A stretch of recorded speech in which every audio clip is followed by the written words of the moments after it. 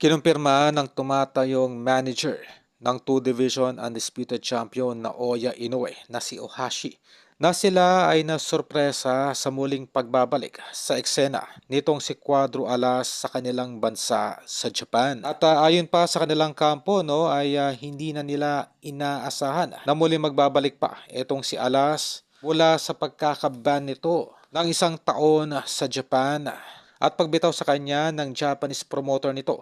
na si Masayuki Ito. At binigyan din pa nitong si Ohashi na maging ang kanyang alagang si Naoya Inoue ay nagulat nang malaman nitong na magkakaroon ng malakihang laban itong si Alas kontra sa nauna ng tinalo nito na si Luis Neri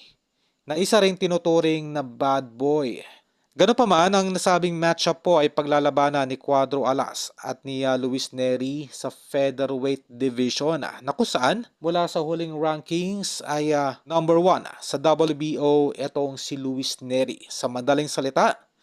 sa oras na ito ay matalo ni Alas sa kanilang anticipated bout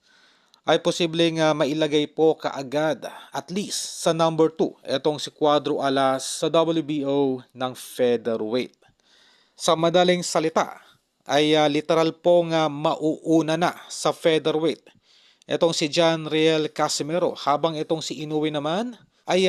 naninigurado pa at mistulang magtatagal pa sa super bantamweight division. っていうのは、そういうビッグマッチの時